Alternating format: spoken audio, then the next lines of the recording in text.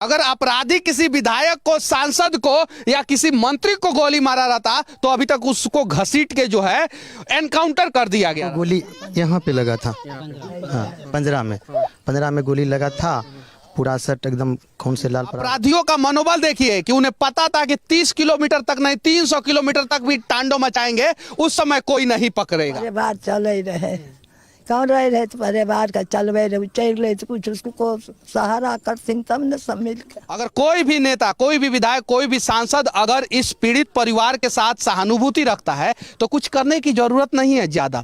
आइए 1 महीना का सैलरी दे दीजिए। क्या मांगू उस बाप के लिए जो अपना बुढ़ापे का कंधा का साया खो दिया। क्या मांगू मैं उस लड़की के लिए जिसकी उम्र थी 16 श्रृंगार में सजने की। क्या मांगू मैं उस बच्चे के लिए जिसने कभी बाप का साया भी नहीं देख पाया। तो नीतीश कुमार जी पहला काम कीजिए कि बिहार में जितना भी चौक चौराहा शहर है उसको सीसीटीवी से लैस कराइए। 2.5 लाख पुलिस की संख्या होनी चाहिए बिहार में और सिर्फ 90,000 है, तो 1 लाख नया वैकेंसी नीतीश कुमार जी आप निकाल।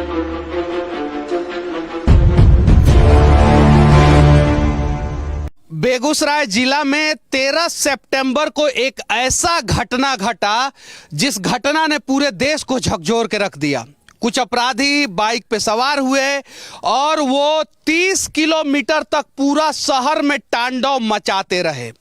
ये वही बेगूसराय है जहां पे बड़ी बड़ी फैक्ट्रियां हैं। ये वही बेगूसराय है जहां पे हर जगह सीसीटीवी कैमरा लगा हुआ है। ये वही बेगूसराय है जहां के सांसद हर बार जो है खाली पाकिस्तानी का बात करते हैं। ये वही बेगूसराय है जहां से हर पार्टी यानी कम्युनिस्ट, जदयू, बीजेपी, हर पार्टी के विधायक जो है विधानसभा में जब जरूरत पड़ता है तो हंगामा करते हैं और वहां पे जो है अपराधी तांडव मचा के चले जाते हैं। अभी तक जो एक्चुअल अपराधी है उनमें से कितने पकड़े गए हैं वो बेगूसराय के लोगों को भी पता नहीं है।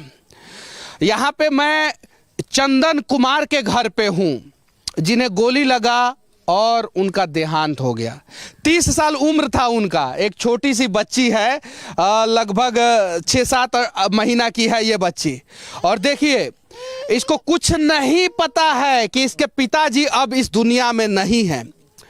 वो कोई अपराधी नहीं थे, वो एक आम आदमी थे। अगर अपराधी किसी विधायक को, सांसद को या किसी मंत्री को गोली मारा रहता तो अभी तक उसको घसीट के जो है एनकाउंटर कर दिया गया रहता। सही है कि नहीं है?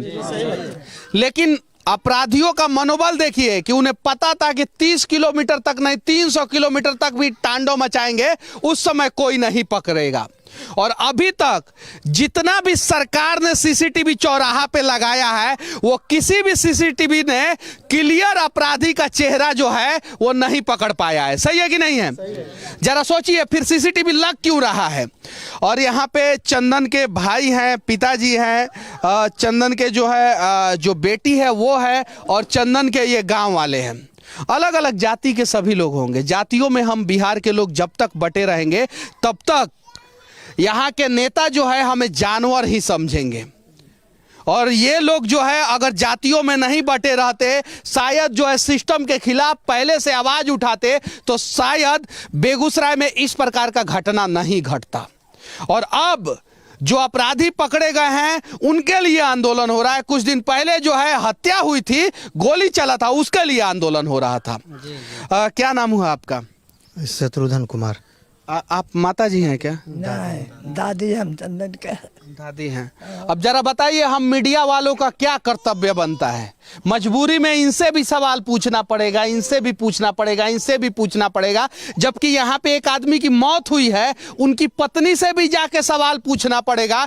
क्यों? क्योंकि आप आंख वाले लोग भी सच्चाई को नहीं देख रहे हैं तो हमारी मजबूरी है कि हम दिखाएं।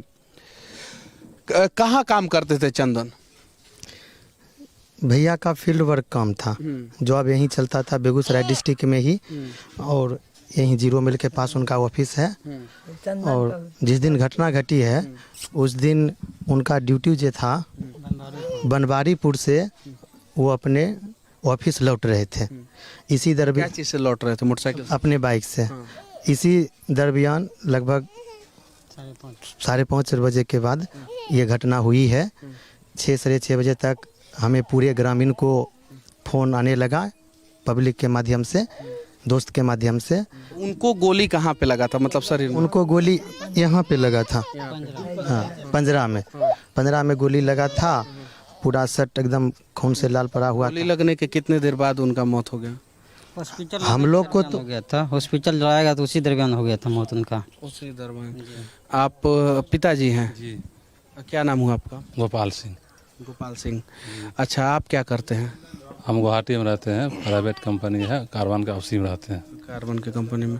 अच्छा, आपके बेटे को मार दिया गया, कुछ नेता लोग आए थे यहाँ पे? नेता लोग तो आए कितना आते हैं जाते हैं। मदद किए कि नहीं कुछ? मदद तो अभी कहाँ कुछ दिए हैं, नहीं बच्ची का कुछ व्यवस्था हुआ है, बच्ची माँ का व्यवस्था नहीं हुआ अभी। कितना साल पहले उनका शादी हुआ था? 1.5 साल पहले शादी हुआ था। अब जरा सोचिए, 1.5 साल पहले शादी हुआ था, जिस लड़की से शादी हुआ था उनका, उस लड़की का क्या गुनाह था, इस पिता का क्या गुनाह था? ये दादी जो है वो अनाथ हो गई बुढ़ापा में। जिस चंदन को मतलब कि सहारा बनना था, आज वो सहारा जो है कहीं नहीं तो कहीं जो है छोड़ के चला गया। ये भाई का क्या गलती था, ये गांव के लोगों का क्या गलती था? अच्छा, उनका नेचर कैसा था? कमाई रहे, परिवार चल रहे, कौन रहे तो परिवार का चलवे रहे, चल रहे तो कुछ उसको सहारा करथिन तब न सब मिल के, तब न बच्चा माय के केना होते, तब न हम मोड़ जीवे। नौकरी वोकरी के लिए कोई कुछ नहीं बोला? देखिए, जिस घटना को, ये जो घटना घटी है, उस घटना को माननीय सांसद के द्वारा राजनीतिक रंग दे दिया गया। मैं उस पर नहीं जाना चाहूँगा। मैं यही केवल कहना चाहता हूँ कि आश्रित, मृतक के आश्रित को मुआवजा और उनको एक सरकारी नौकरी प्रोवाइड कर दे। मैं सरकार से यही अनुरोध करना चाहता हूँ। मैं जातीय और राजनीतिक में जाना नहीं चाहता हूँ, और यहाँ के लोगों ने इस चीज़ को जाति और राजनीतिक में बांट के हम लोगों से उसको अलग कर दिए हैं। मैं सरकार से एक ही अपील करना चाहता हूं कि आश्रित को मुआवजा और उनको सरकारी नौकरी दिया जाए। क्या बोल रहे थे आप? हम ये कहना चाह रहे हैं कि जो हमारे आश्रित परिवार हैं उनको मुआवजा दिया जाए और उनके वाइफ को एक सरकारी नौकरी जल्द से जल्द प्रोवाइड किया जाए। जरा सोचिए कि 30 किलोमीटर तक अपराधी जो है वो गोलीबारी करता है बेगूसराय में, और उसके बाद से कुछ लोगों की मौत हो जाती है, तो उनके परिजनों का मदद करने के वजह जो है ना, कहीं नहीं तो कहीं जो है जातीय रंग दे दिया जा रहा है, जो गलत है। आज इस परिवार को मदद की आवश्यकता है, तो आज इस हत्या को भी जातीय रंग में रंगीन करने का प्रयास किया जा रहा है। ये गलत है। इस जिला के जितने भी विधायक हैं, जितने भी सांसद हैं, हो सके तो एक सरकारी नौकरी का व्यवस्था करने का प्रयास करें। और अगर आप लोग एक पीड़ित परिवार के लिए सरकारी नौकरी का व्यवस्था नहीं कर सकते हैं, तो जरा सोचिए कि आप लोग क्यों विधायक हैं, क्यों सांसद हैं। सोचना होगा। और आप लोग जितने भी लोग हैं, अगर कोई भी नेता, कोई भी विधायक, कोई भी सांसद अगर इस पीड़ित परिवार के साथ सहानुभूति रखता है, तो कुछ करने की जरूरत नहीं है ज़्यादा। आइए, 1 महीना का सैलरी दे दीजिए। कम से कम इस जो छोटी सी बच्ची है वो भविष्य में पढ़ लिख तो लेगी। पप्पू यादव भी आए थे यहाँ पे। जी। तो उन्होंने क्या मदद किया? उन्होंने सबसे पहले तो मैं ये बोलना चाहूँगा, मांग तो मैं क्या मांगूँ, मांगने के लिए तो मेरे पास कुछ बचा ही नहीं है। क्या मांगूँ उस बाप के लिए जो अपना बुढ़ापे का कंधा का साया खो दिया। क्या मांगूँ मैं उस लड़की के लिए जिसकी उम्र थी 16 श्रृंगार में सजने की। क्या मांगूँ मैं उस बच्चे के लिए जिसने कभी बाप का साया भी नहीं देख पाया। मैं तो उसे सब सुख दे सकता हूँ, लेकिन क्या उसका बाप लौटा सकता हूँ। पप्पू यादव जी आए, उनसे ना तो कोई मांग हुई और ना ही कुछ हम लोग बोले। अपने मन से उन्होंने आए, परिजन से मिले, मेरे भाभी डायरेक्ट वो मेरी भाभी से मिले। हम लोग यहाँ व्यवस्था भी रखे, लेकिन वो किन्हीं का नहीं सुने। वो डायरेक्ट मेरे घर के अंदर घुस गए थे डायरेक्ट, और मेरी भाभी से मिली, अपने बगल में बैठाए, बउआ को गोदी लिए। उन्होंने 25,000 रुपया हैंड कैश में दिए और बोले 1 लाख रुपया मैं इस बच्ची के लिए फिक्स करूँगा, और मैं इस कोशिश में भी रहूँगा कि इसकी माँ के लिए ब्लॉक स्तर पर अगर कोई ऐसा जॉब मिले तो मैं ज़रूर दिलवाऊँगा। ब्लॉक स्तर पे कोई ऐसा जॉब मिले तो जरूर दिलवाने का प्रयास करेंगे, ऐसा पप्पू यादव बोले हैं। अगर यहाँ के विधायक और यहाँ के सांसद यही बात बोल देते तो शायद जो है पीड़ित परिवार का दर्द जो है वो थोड़ा सा हल्का होता। ये प्रयास करना चाहिए था उन लोगों को। और बिहार में जितना भी हत्या हो रहा है उसके लिए कहीं नहीं तो कहीं सिस्टम की लापरवाही है।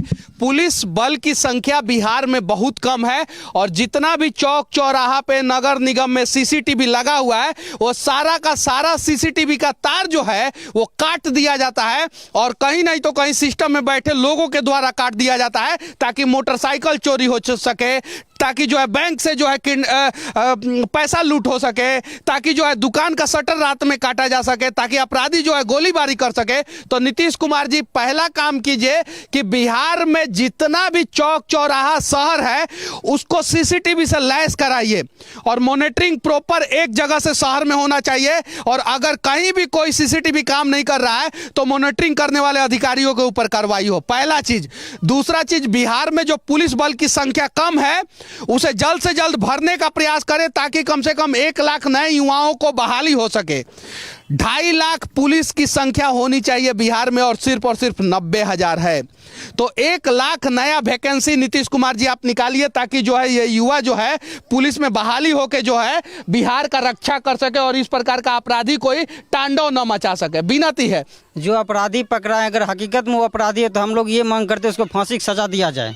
ये नहीं कि नीपा पोती करके जातीय रंग देकर कोई पार्टी पॉलिटिक्स करके उस धरना पे जो भी लोग बैठे हमसे उनसे निवेदन है कि वो धरना पे न बैठे, अगर वो हकीकत में अगर दोषी है तो उनको फांसी की सजा दिया जाए।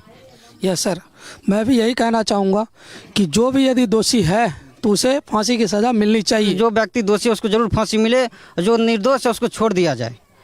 ये नहीं है कि जो निर्दोष है उसको पकड़ लिया, जो दोषी है उसको छोड़ दिया जाए, ऐसा नहीं है। जो दोषी है उसको जरूर जरूर फांसी मिले, बीच चौराहा पे जाकर उसको फांसी दिया जाए। मैं सांसद महोदय से कहना चाहता हूँ, ये वही सांसद महोदय हैं जो बार बार हर बात में हिंदुस्तान पाकिस्तान कहते हैं। जो ही वो आए उन्होंने अपोजिशन सरकार के खिलाफ वो नारा लगाना शुरू किए और अपने लोगों को कह रहे थे सरकार के अगेंस्ट बोलो, जिसके कारण से जो लोग सरकार के समर्थक थे वो उनके विरुद्ध आवाज़ लगाना शुरू किए और वहीं से जातीय रंग देना शुरू हो गया इस बात को। और हम लोग पीड़ित परिवार उससे दूर होते जा रहे हैं और वो आगे की राजनीतिक जाति और पार्टी में चलती जा रही है। जितने भी नेता हैं वो यहाँ पे मौत पे राजनीति करने ना आए, जातीय रंग ना दे। हो सके तो इस परिजन के साथ इंसाफ करने का प्रयास करें, हो सके तो इस परिजन को मदद करने का प्रयास करें। जय हिंद।